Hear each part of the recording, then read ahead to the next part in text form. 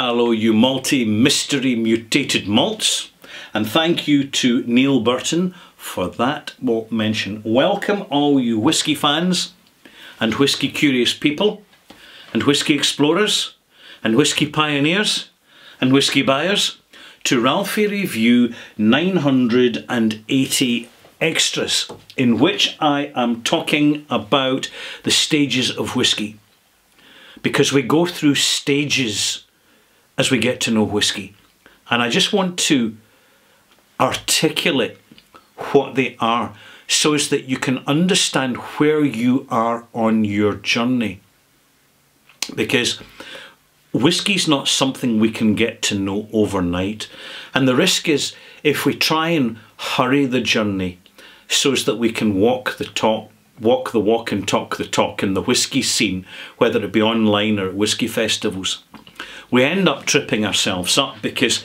we haven't given ourselves enough time to let our subconscious have experience with different intense flavours and smells that you get from alcoholic beverages over years to really build good foundations on which to build our journey with whisky.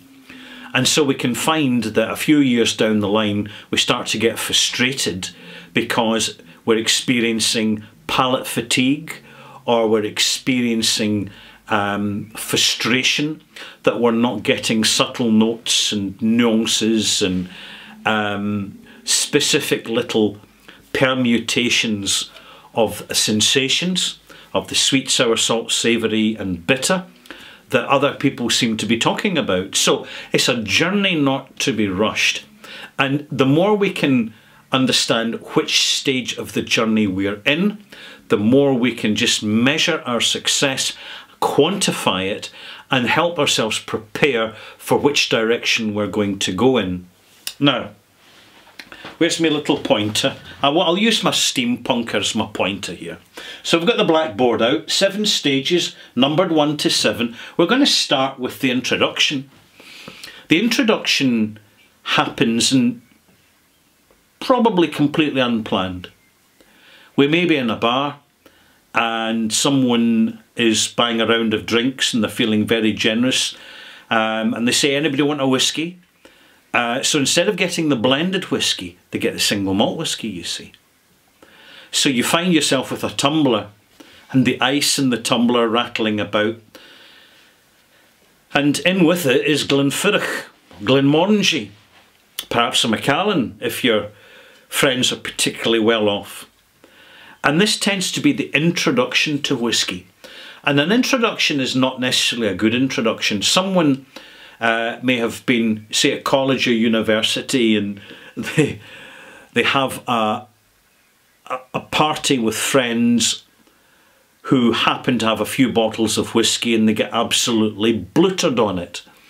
And when you're young and experienced, drinking hard spirit neat, particularly when you're being stupid enough to nick it out the bottle, and there's plenty of people stupid enough to do that, and plenty of people stupid enough that actually do it, and then make videos and then post it on YouTube, and then it gets millions of views. Well, educational content like mine doesn't get so many views, but it's the quality of those views that count. So thank you for watching. You are a quality viewer, just so as you know.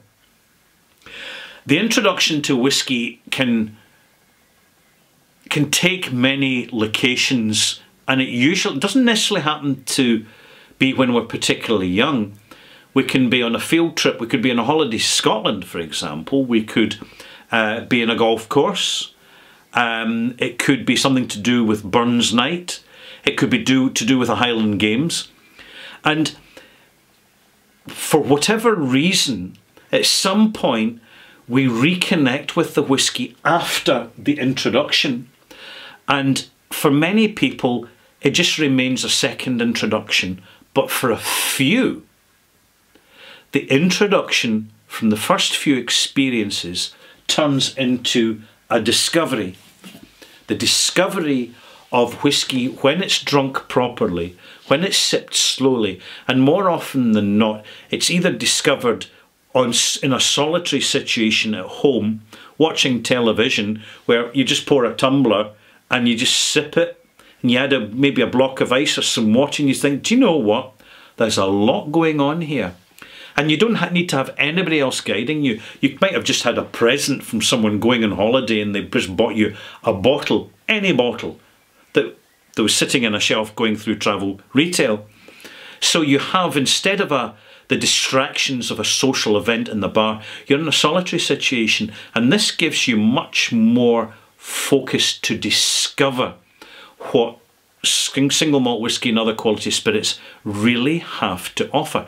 It's not about the process of getting drunk. It's about the process of utilising one of the great benefits of drinking alcohol, ethanol, and that is as a vehicle for highly complex, subtle, delicate, and incredibly cultivated smells and tastes. And then we discover this after our introduction.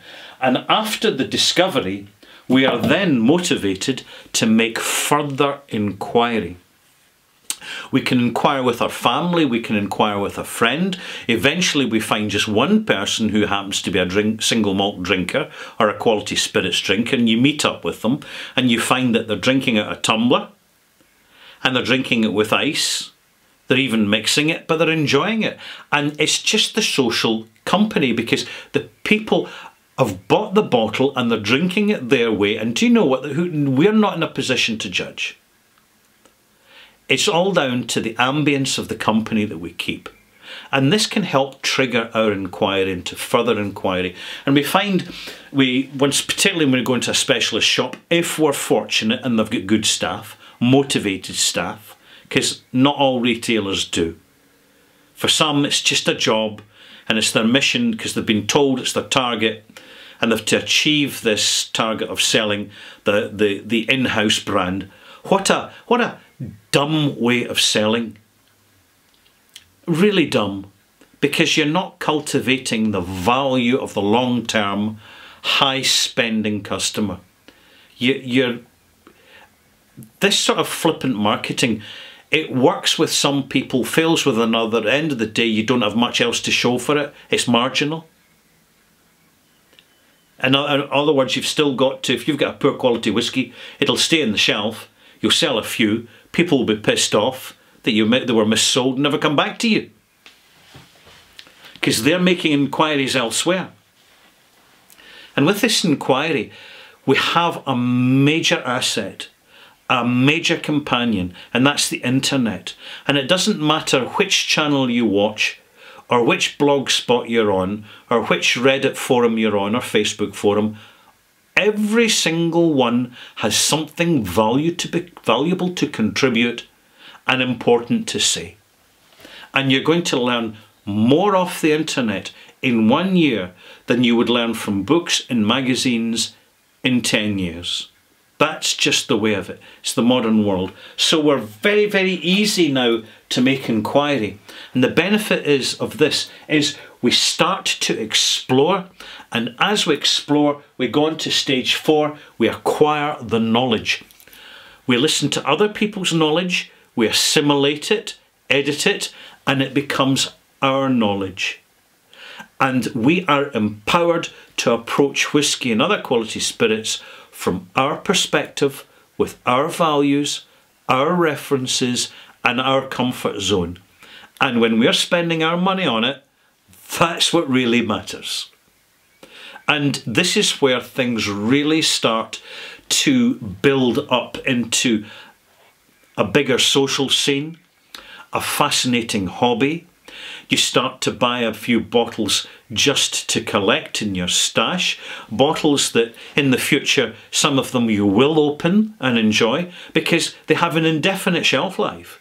Or some you will never open but you'll sell. And with the money you get, you'll buy other bottles of whisky, and then you'll have one of the family will come of age or graduate or get a new job or celebrate some sort of success or milestone in their life, and you're in a position to give them a really valuable present.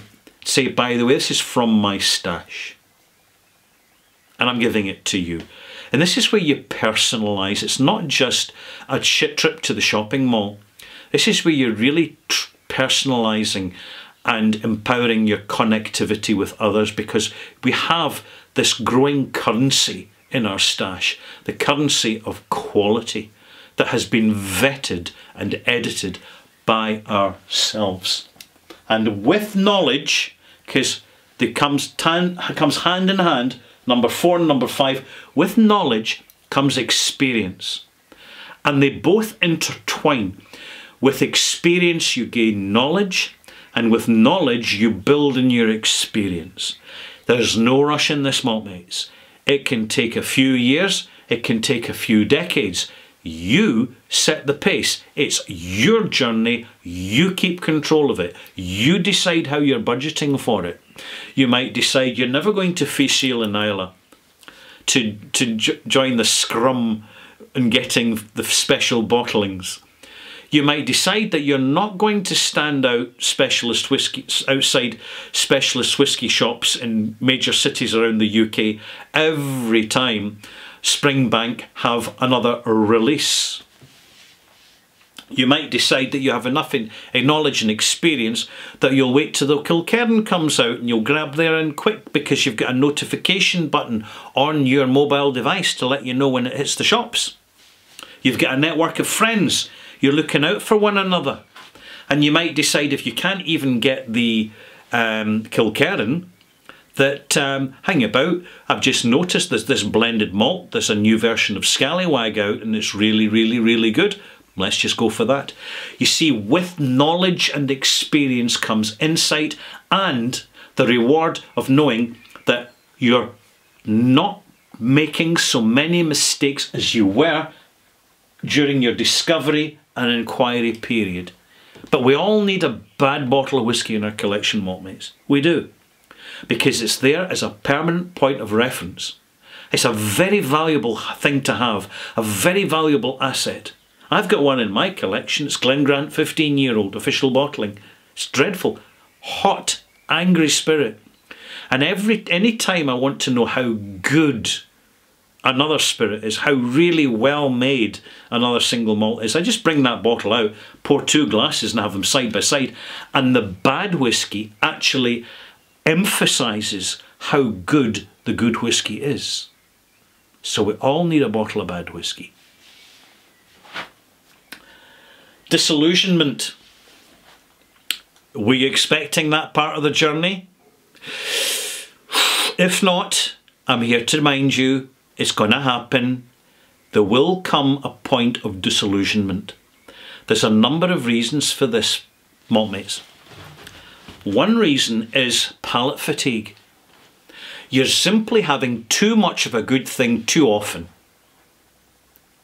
And you need a break. You need time out. And I'm not talking a few days at the moment. I'm talking about a month at the moment. A month out, no whisky. Sure, you can find it, and it can be a bit alarming at times when you stop drinking whisky. You actually get alcohol cravings. I do. So that's where you'll buy a bottle of red wine or something, or white wine. You'll change alcohols, you'll get a bottle of port, perhaps buy a bottle of sherry, or a bottle of bourbon, so you can actually taste the spirits that provide the flavours in the casks, the first fill casks, that are used for the maturation of Scotch whisky. But part of this disillusionment will also be your growing experience, because your palate's getting so good and has so much experience and knowledge. See, that's 4 and 5 together. Experience and knowledge. You really start to notice the faults in whiskies much more than you used to when you started. That's what happens.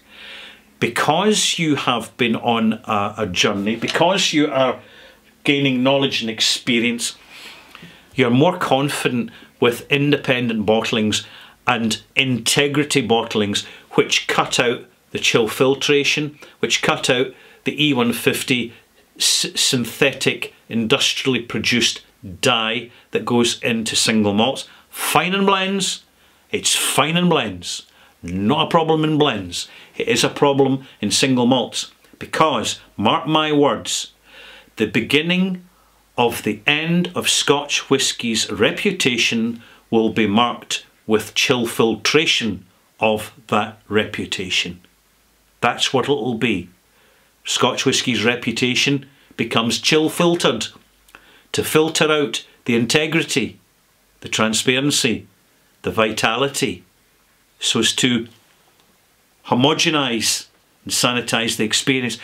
And we notice this over time, and we can tolerate it to a certain extent depending on how bad it is. But ultimately, because we have more experience with integrity whiskies and cask strength whiskies, we come back to the standard brands and they just don't deliver anymore because we have outgrown them. We have outgrown them with knowledge and experience, and it will give us the stage of excuse me a second. Disillusionment. Do you know, I'm trying to read this backwards. Disillusionment. Oh, hello, excuse me a minute. Give me a big fella. Come here. There you go. Look, I've got the chalkboard out. Look at this. It's Billy. There you go. And finally, talking of knowledge and experience, this cat's got knowledge and experience there. He's over to have a wee poke around the fireplace because he thinks there's little beasties up the chimney, because he heard something once and now he thinks there's something living up there that he wants to get hold of with his claws.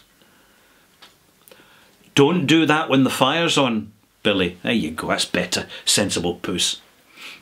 Finally, we will reach the state of nirvana. We will. When we get past the disillusionment, we resolve it with forgiveness. We forgive ourselves because we have had so much positivity in the journey with single malts and other quality spirits that we don't want to tarnish things with too much growing negativity because we're feeling at times cheated, at times misled, and at times missold on a spirit where we taste it and smell it and think, you know, I may be enjoying this a little bit, but I know from experience this could be so much more than it is. I feel shortchanged, particularly the way the prices are going. But we get over that and we move on and we return to the positivity, because it goes full circle with a nirvana. We are at the stage where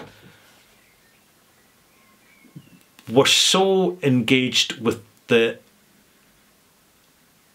experience we've gained and what that experience has brought, because it doesn't just bring us whiskey and other quality spirits. It brings us an awareness of what quality is in everything. And I'm sure you notice, particularly at the moment, the quality of food in supermarkets is deteriorating. And some of the quality in supermarkets of some foods, particularly breakfast cereals and flavourless desserts, is absolute rubbish. It's just rubbish.